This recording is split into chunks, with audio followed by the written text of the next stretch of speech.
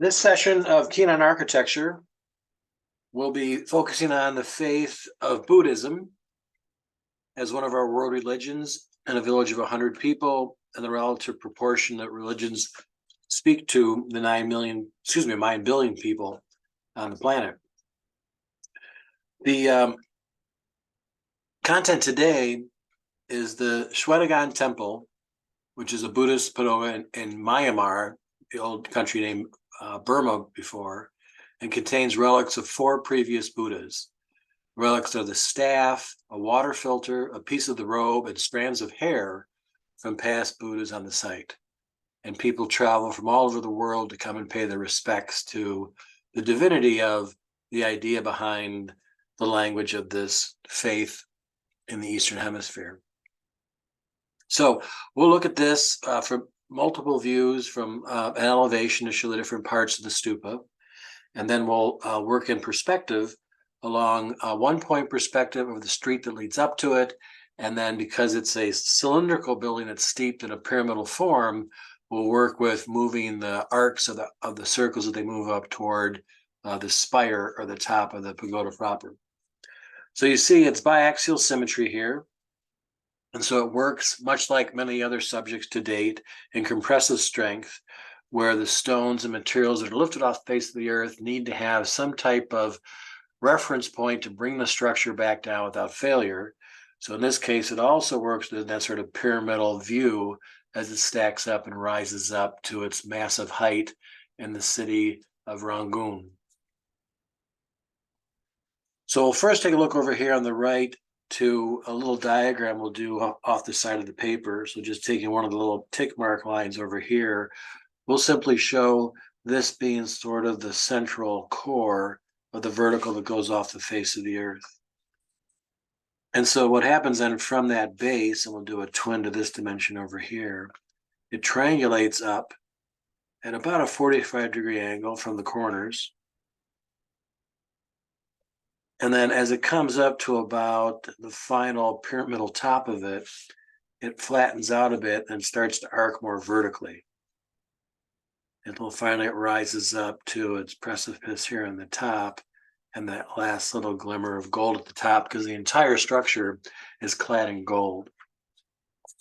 The stupas typically have similar types of features along the way. In Shwedagon here, in particular, we have a base or a plinth as an early section, which kind of takes all the forces and grounds them into the earthen structure below that supports everything.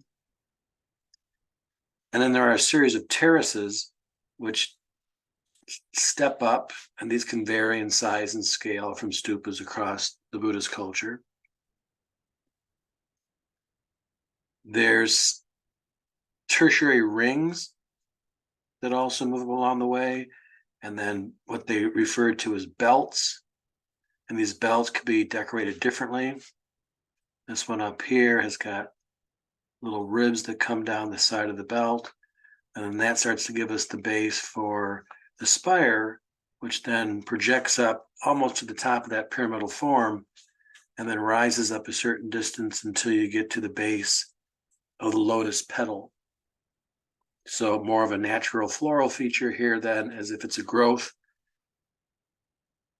a banana bud beyond that, and I'm finding sort of the closed umbrella form here beneath the spire. And that whole presence of this vertically is underneath this 325-foot throw vertically into the plane. And so as the forces come down here, they expand out as the breadth of the interior space expands left and right. The structure then moves along a diagonal to move those forces, resisting the compressive strength of the weight of all the material and taking it safely down to the ground in a cylindrical aspect we see here at the base. And then finally, the lower tiers here, which you first mentioned, is octagonal, which is a close reference again of taking the cylindrical in the sky and the man-made of the square down below, and the interstitial octagon tiers that take us up to that spired element which dominates the city of Rangoon.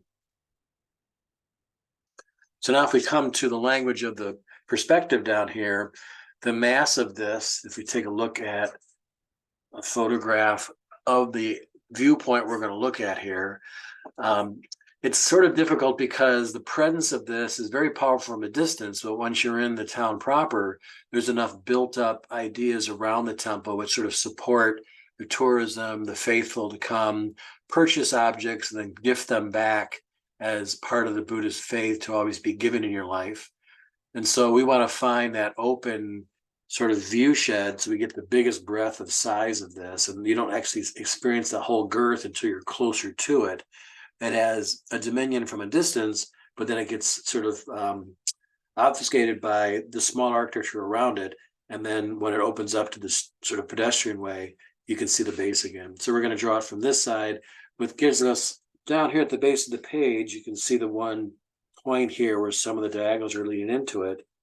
The horizontal line is well beneath the last probably eighth of the page, because there's so much structure you want to draw vertically to give the presence of it, how it soars up towards the heavens. So what we'll do first is build out our 1-point perspective, because like we found ourselves before in past courtyard schemes or interior schemes where we're inside of the box rather than outside looking at it.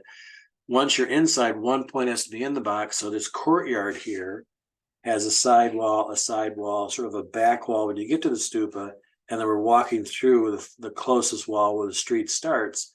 So actually we're inside a box-like structure. So here's the one side of a box. It comes over and meets kind of the height down at the far end. And now we've got the other side of the box over here. So in sort of a crude way, we've created, moving instead of looking at the outside skin of something, we've turned and made an interior out of it. And so once you're in the interior, the horizontal lines then project back to 1 point at the eye height inside the box. So later I'll be doing more interiors and drawing with keen architecture here, but for now we're working on exterior views to get the presence of the mass itself on the site.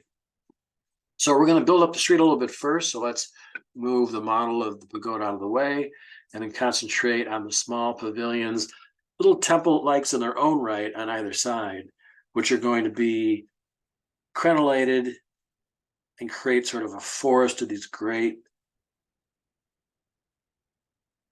detailed staged towers that rise up and create the base setting for everything that happens with the stupa moving forward.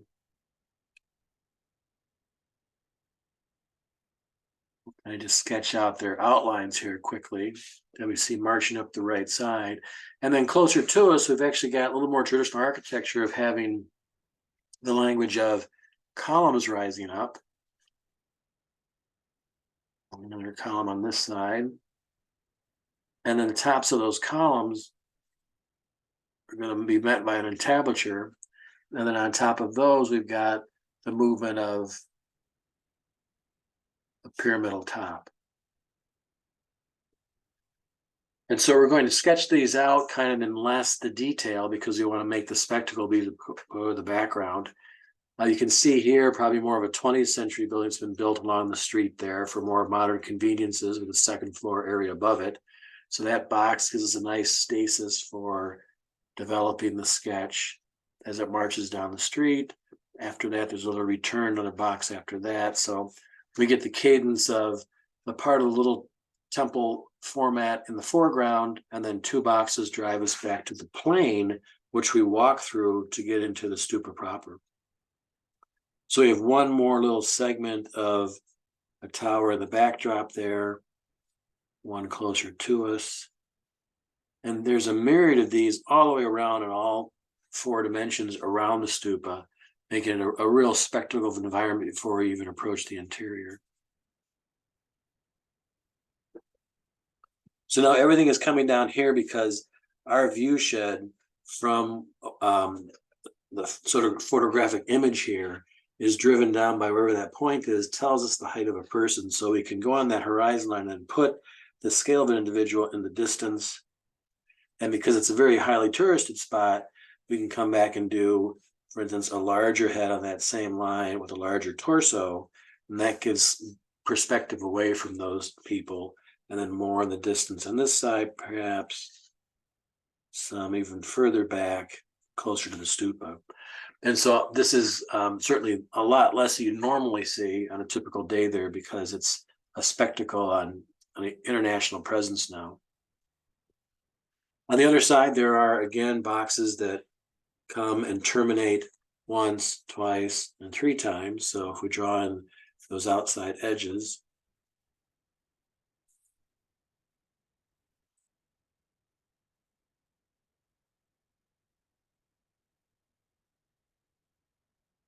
they help frame sort of that courtyard that we're going to walk through, the urban scale, before we get to the presence of the high ecclesiastical work there.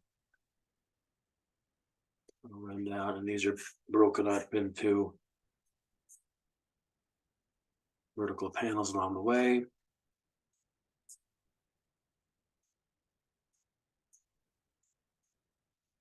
So they're like open marketplaces to sell memorabilia for all the travelers and people making pilgrimage to the site.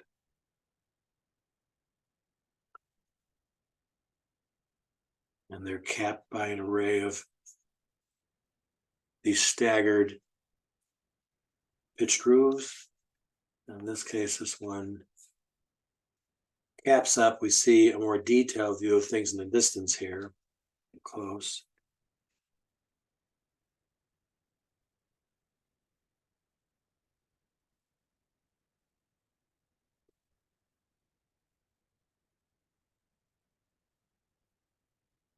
And then finally, it keeps pitching up over here for a second, pitching up to its crenellated detail at the top.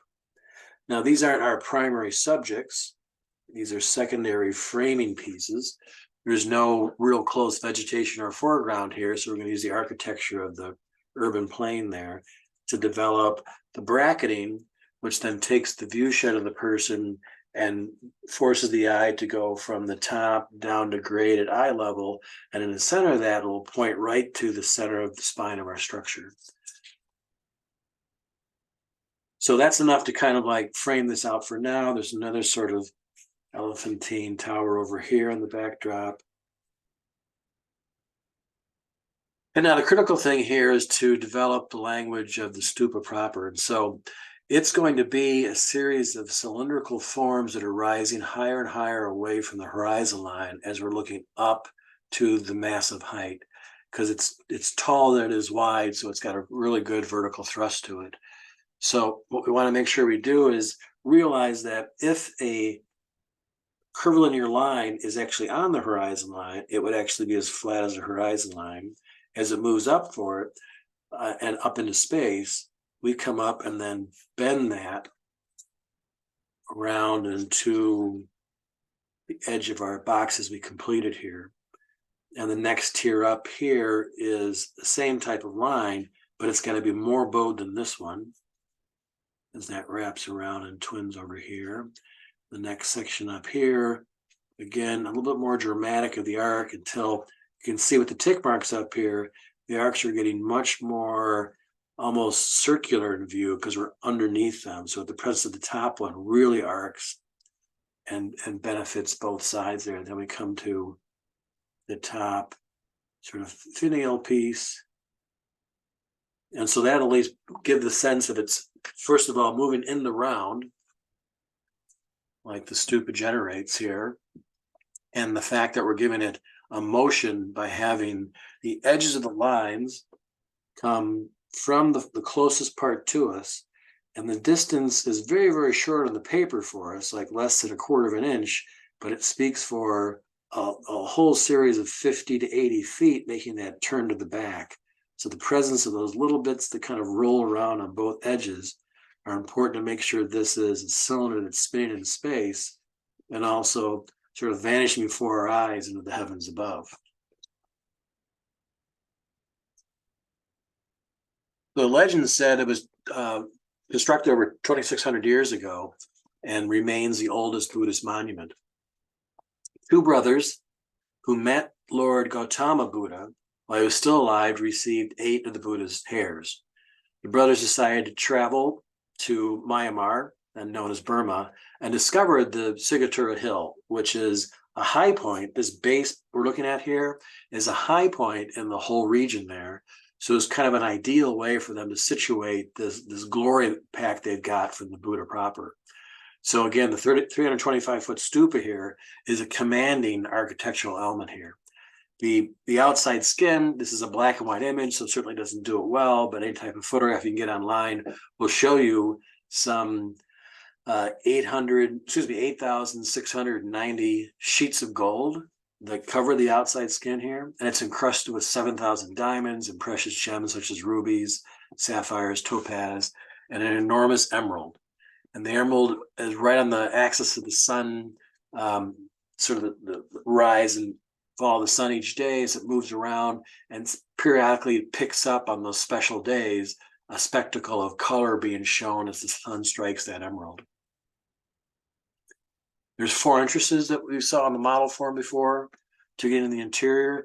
And the interior really isn't as, in the sense, architecturally spectacular because this is such an old interior space, and the whole sort of mountain of architecture was really the presence of what the stupa is trying to achieve in terms of its modern on the outside. The space on the inside, while impressive, is diminutive compared to a lot of ecclesiastical spaces that kind of want the interior space to kind of open up to the heavens. There's very little natural light that actually gets inside the stupa. The octagonal base then wraps around each corner, displaying each day of the week. Wednesday's divided into 2 shrines, so even though it's 8-point, Wednesday gets the double, one for the morning, one for the evening. So as I mentioned, visitors pray at the shrine representing the day of their birth, and along with that, inside and out to the pagoda, there's about 1,500 bells of various sizes and weights. So it's not only a visual spectacle, it also can be, when the bells are active, an auditory orchestration too. So let's start doing some of our sort of valuing here as we kind of articulate some of the detail of the project moving forward. So we'll come down from that top piece to this neck, and then here is the elephantine where it bows out. And then there's a series of staggered steps in the next neck coming down. Sort of like sketching sort of movement of those. And then this actually starts to do a flare at a more stark degree to reach this edge. And then rings of detail, again, keep this sense of the building in a rotund fashion, spinning in space. At this point, it comes down and has a little curvilinear thing, and then steps back into the pagoda that has kind of a bell shape to it, as if this would be the hand to hold the top, and you would ring the base down here. So it flares out here, and a curvilinear line. And then from this point, it's making its pretty shrewd diagonal projection down on a 45, which makes it so structurally sound. And after 2,600 years, it still is fully intact. So this will now vanish off here as more of a straight arc down to, then eventually it's octagonal base beneath this arc. And we'll simply just twin that off on this side and have this rush away over here. So the octagonal base is basically right on axis with this one. So half of it will start here and step down, and we won't see the other parts just behind this pagoda right about there. So this is the face of that first part, face the octagon. We'll see a little bit of the second, a little bit of the third over here. So we'll see one main one, a twin to it over here, and then as it turns the corner and faces this side, which would be flush to this direction, this is flush to our direction, this is flush to that direction. The cylindrical then is supported by the octagon at the base. Our entry is through this axial piece here, so it's got a double columned edge, and because it's moving into the darkness in terms of the space and almost like tunnel-like corridor to get there, it'll be one of our stronger darks in the base. And then smaller scale things circumvent the base as you walk around that in a clockwise fashion. And that's how you sort of do your sort of ritual of presence there is the people come to the site and they all have the same flow of moving with that clock base. So a little bit more detail to the base here. That'll be secondary to our structure in a little bit as we focus more on pulling the pagoda as the key aspect of the architecture.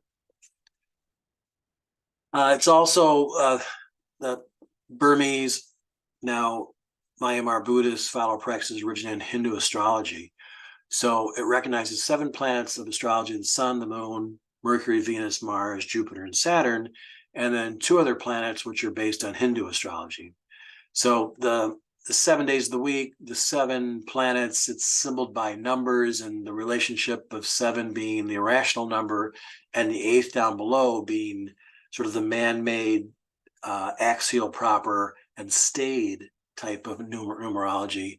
The magic of the 7 happens not only in Buddhist culture, but in many religious aspects because it's irrational, unsolvable, a 7th. It's a repeating decimal. So on the way up to the steps toward the pagoda, as you make your way from the base of the rest of the city up to this plain up here, this is where the pilgrim buys flowers, candles, colored flags, and streamers. And they're placed at the stupa as a symbolic or act of giving. And that's an important aspect of the Buddhist teaching. So let's do our first wash of value. What we can do is assume a certain projection of light. It's always good, instead of having it directly on center behind us from our view shed, to move it a little bit from a diagonal. And that way it gives the presence of the movement of light is coming angularly, and our movement to the side, we're off the center axis here. And so you get as much depth of perspective by selecting your view shed and selecting the pattern of the light. So let's assume it's from the right here, which we can simply start at the top and do a simple value study of maybe your 20 or 30% with your color pencil over on this side of it.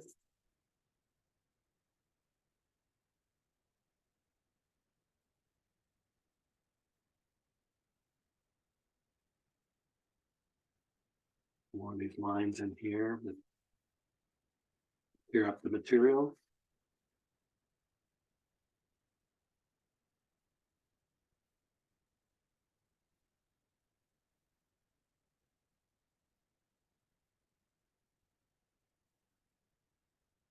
And then down where it meets the rest of the village about. Now, right where the 8 sections of the base change and shift and kind of create that crystalline base for the circles up above, right where it changes from the 8th that faces us directly on center, it'll be a darker pattern to the next 8th over, because it's moving away from being projected by the sun.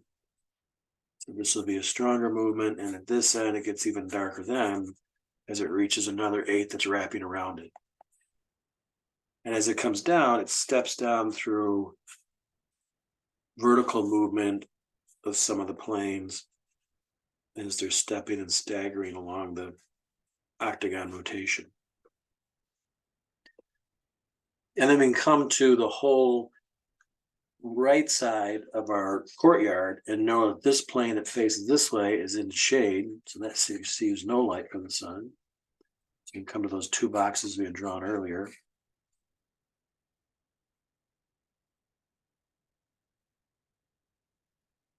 And do a wash on those 2 skins and around the people we've done for scale. And then up to the frontispiece of these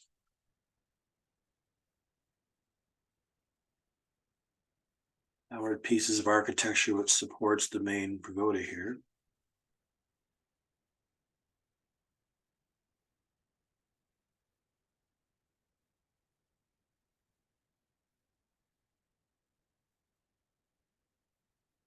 And with both sides that face that direction, again, won't receive the light. Then we come to the columns that are supporting those pieces. And again, we had one here, one there that rises up to its plinth. And those are going to be in shade as well.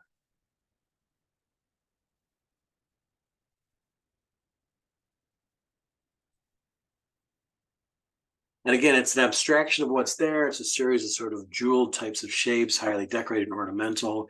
These all have lovely sculptured finials on the edge of them. This one has got a stepped up spire itself on that side.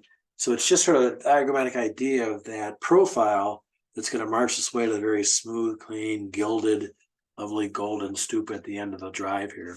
We'll take the one singular palm out of here because it's really kind of a flat two-dimensional line item and kind of destroys the movement of the volume moving back in that space. So we'll just keep it out sort of from an artistic prerogative there.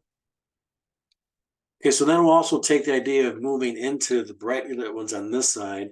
So all their faces will be brighter, but potentially the roof lines that are facing perpendicular to the sun will become darker, and certainly the underside of the projected rooftops for them.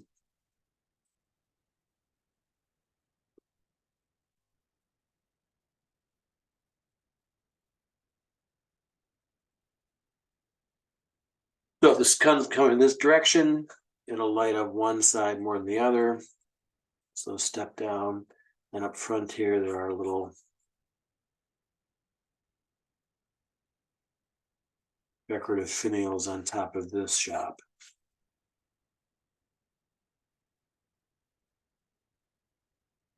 Side of this back tower receives less light than the sun side, and then it's kind of rotunda top to it.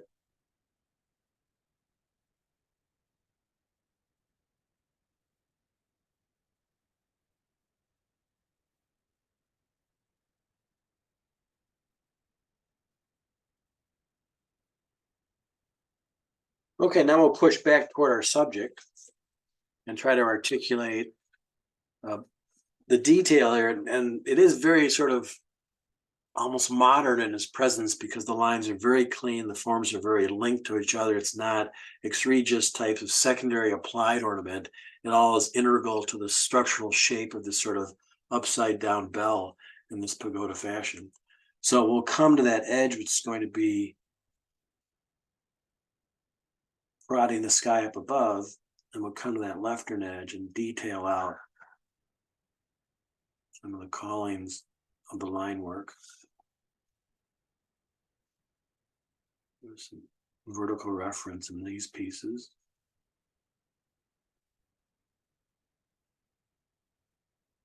And again, we'll highlight one side of the line work as it spins around.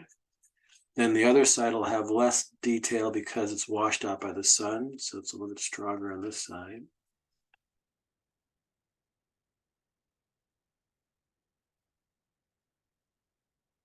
And here's where that bell shape is strongest. So it'll come into that side of the bell. And now as it comes on the other side, it's going to come up to be the left side of it, but also it's going to bend around a bit to show it's curving toward a hot spot on that side. So each one of these arcs is going to have a little bit of a, again, sort of a hyperbolic movement of a curve that kind of shows the shading kind of arcing around it. It's just not a straight left and right. It's a movement in two directions. So you want to be aware of that when you come to curvilinear forms, drums and domes. So we'll take that one up, and then I'll come to a point over here showing that that piece is larger and more bulbous than the one above it. And this kind of continues. What's our array here?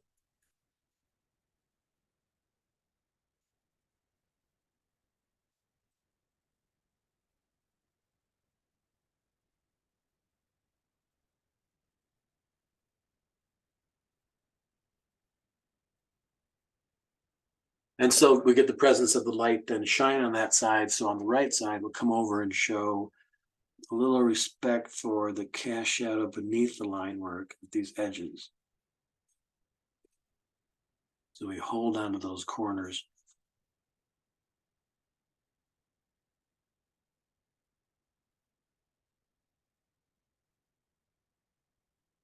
And over here is where it's brightest against that side sun angle. And so what we'll do to have this pull off that backdrop, it's a darker tone material to start with. So we can wash the left side of it.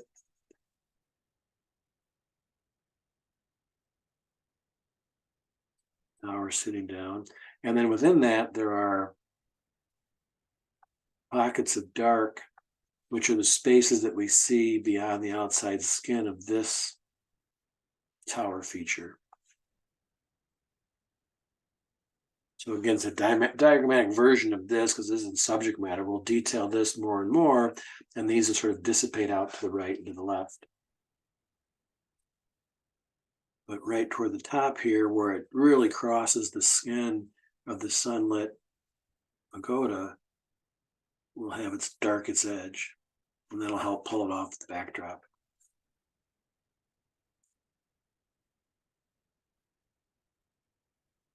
And there's a line of these that move between the towers. Then we have a second one over here that does the same thing, but it's larger in scale. We'll do the tiers or terraces of the architecture. And it comes up to its finial up above. And then we're finally back to the foreground building.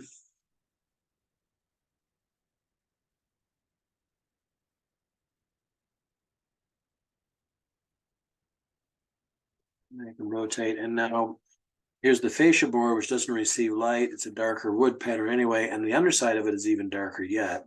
And since that's close to us, we can make that a pretty strong value.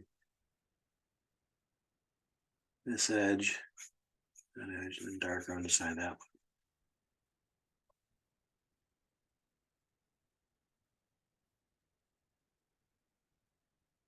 And as I mentioned, the language of this is obviously, if it was a subject matter, if that was your sketch, you'd spend more time on the detail on that. But we're trying to focus here. And again, if you simply focused right on this part of this nice dynamism of the sun taking the rotunda of the light and spinning it around, if you're focused on that and your eyes are trained only on that, you don't see a lot of detail over here where my pencil point is. You see light, shade, and shadow, but the only detail you'll see, again, is that middle third of the sketch, or the part of the sketch that's going to dominate. Everything after that has to dissipate out and lose information and value. So this building over here on this side is a little bit more colonial Western culture. It's a two-story stage, probably housing up above here. Second floor window. And then it's got a first floor, probably for its the more market part of the space that projects out, has a covered area there. So we see the underside of that. Come back and wrap around. And then beneath that enclosure, we've got the interior space where the public goes in and does their purchasing. Again, these are support buildings for the facilitation of performing in the Buddhist faith of giving back. Down there. And now we've got the third version of these as they step down a little bit more detail because it becomes within the realm of the subject. We're going to do a diminutive version of this in terms of value. So the profile's got the winged presence of the tiers and stages, which fly up.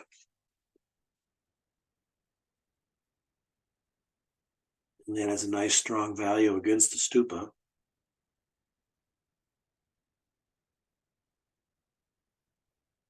And then the darker area that connects the towers that moves up behind the projected terraces. As I mentioned before, the very dark sort of galleyway that takes you into the access point towards the stupa as you move a quarter to it. So these buildings would be in front of those as you make your way to that baseline. And they step down here to where our ground plane is, our eye height. And there is another series of smaller versions of these which ring the space as well. So that could just be, again, a nuanced kind of sketched out symbol for the idea of the more diminutive architecture and gives a scale of that. So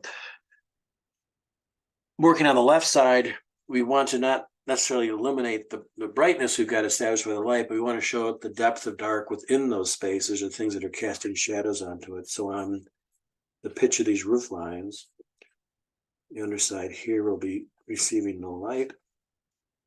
Over here, no light. Under the eave, as they march along.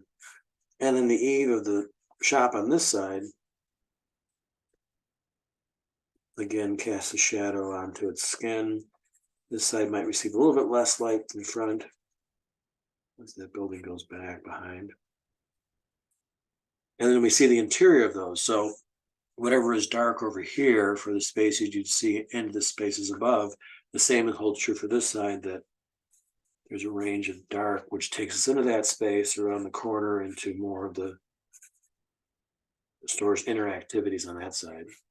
And that's a nice base of dark and light that'll move you from this part of the sketch back here and then drive you back into that portal, which takes you then into the big monumental movement vertically toward the sky.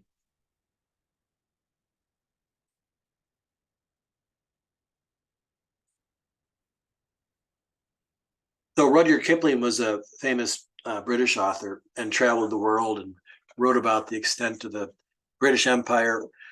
And there's a clip that he wrote about the Grand Stupa here. And he wrote, "A golden mystery upheaved itself on the horizon." First time a Brit taking a look at this from a distance. A beautiful winking wonder that blazed in the sun, of a shape that was neither Muslim dome nor Hindu temple spire. So obviously Kipling's traveling the world and seeing other faiths. Talks about this Buddhist as standing upon a green knoll, and below it were lines of warehouses, sheds, and mills. And then he wondered to himself, under what new god, thought I, are we irrepressible English sitting now? So as the British, I think, in the course of their dominion in those centuries, were established a foothold in maybe 150 different places in the world. And they were embarking on other cultures, which are much more sort of historically present than the British culture had been, certainly in those countries, or even back in England. So they kept on turning over these types of really fundamentally, insanely terrific pieces of architecture. And Kipling writes about them fairly often in his travels. So the stupa here is, it's a spectacle of the stars, the heavens, the planets, the faiths, the relationship of the Buddhas and how they distribute the language over generations. And it collects itself here in Myanmar in the town of Rangoon.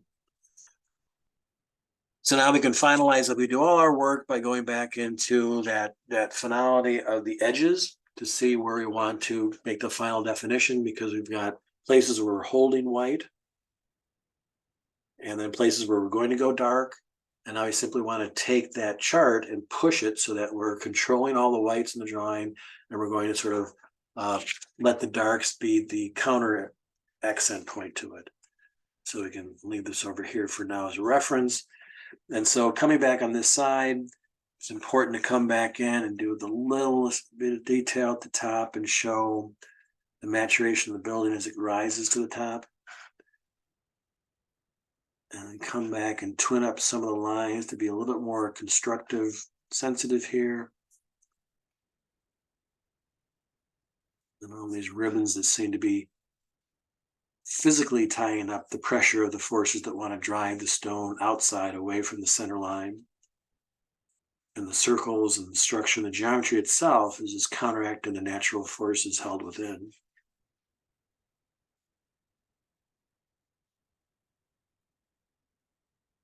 And making sure that outside edge is the darkest against that sky, because it doesn't literally have to be the darkest, but it appears darker. It's the same tone as the gold going around, but the tone of the skin will be darker as you move toward that edge. And here we get to the base, it becomes more angular and man-made as it steps into its stepping tiers of the octagon, rotating around the base. So that'll kind of pick up an edge for us, come over here, make that stronger. And then we'll move up that line along the side here and give each little architectural detail you've had here, the correct appreciation, at least, for the crenellated idea and detailing along the way. This tower's got sections to it, which will vanish back to our right point. It rises up. Then we'll do a little bit less each time we kind of pass through.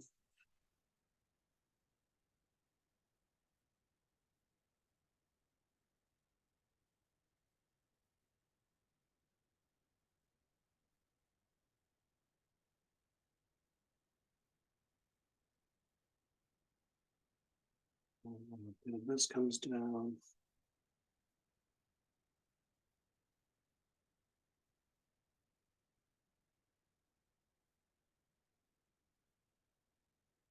And finally to our foreground building here. It's again probably a more 19th or 20th century building, a more Western culture. So it's kind of a service box. And so we don't want to make that too much of a subject. So we can just sort of bring a tone to its edge down to the base. And probably give some of the people for scale a range of, you can flip it around, sometimes doing dark for the legs beneath the torso. Maybe the torso is dark and the legs are wider, but keep them sort of just an idea of scale and not about content, because obviously once you start to draw detail in a human being, they become a competitive subject to your architectural content. Then do the same to the other side, and as long as the sun's coming from the right, we can then project a little bit of a shadow line that would hit the person and drop that distance down away from them, kind of sit them on that plane. We could then, if the light's coming from above on the right, it would hit the edge of these buildings and then come back to our vanishing point, so that this whole area on the brightly lit square or street that leads up to it would be a cast shadow. And so that'll help keep these in shade by showing their shadow. Even though we have light in the shade, we're trying to mix our grays as we move along. Blend them together. And we have the edge of the entry pieces that wrap around to make sure those edges are properly lined out. Put in some detail. And on this side.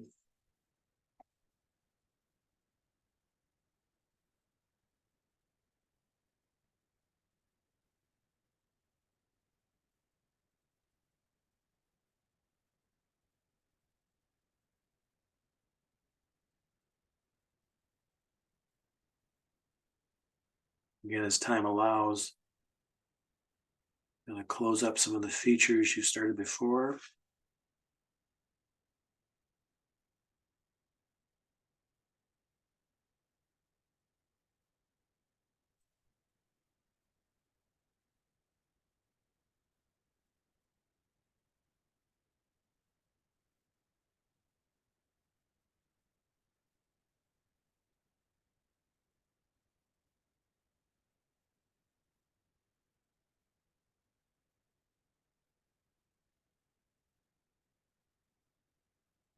And then we'll take ourselves into these spaces by showing beyond the white columns down below the darker interior.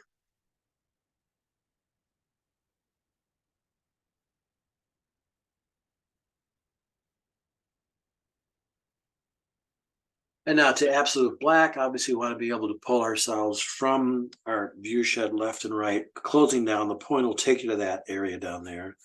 And when we get there, you want to show that some of the darkest darks. And so at the base, this could be a corridor that has indoor and outdoor lighting cast through it.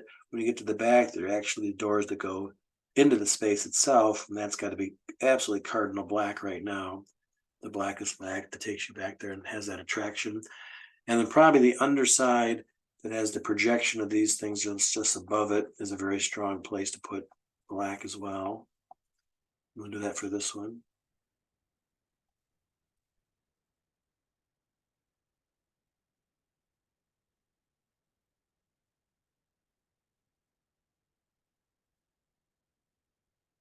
And I think we're very close.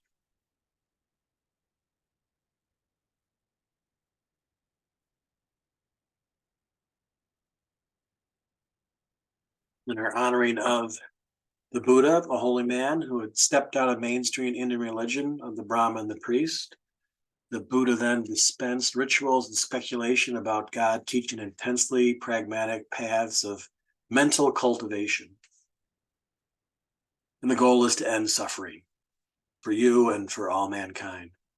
Suffering is an inevitable result of the way in which we instinctively shore up the ego by grasping the pleasant and then reacting against the unpleasant. So we all have that battle of how to make things easier and happier for ourselves. And the idea is to do that for everybody else you meet. So realistically, pain's unavoidable because things are always changing, but experiencing pleasant states slips away. So the notion is you want to discover in the Buddhist faith, discover the ego itself as a substantial fiction of who we really are beyond the thoughts of the I. And so in this life, nirvana is the goal, literally blowing out these compulsive tendencies of the three fires, greed, hatred, and the illusion of denoting the complete turnaround of a person from that egoism. So the idea is you can attain bliss, blissful peace, and at the end, death itself is the rebirth that brings the peace to all mankind. And so once you experience this through the Buddhist faith and the language, the architecture, there's a real draw between the built form and the ideology of the words behind the faith. So that's Shwedagon in Myanmar, in the town of Rungan, and that's from about 2,500 years ago.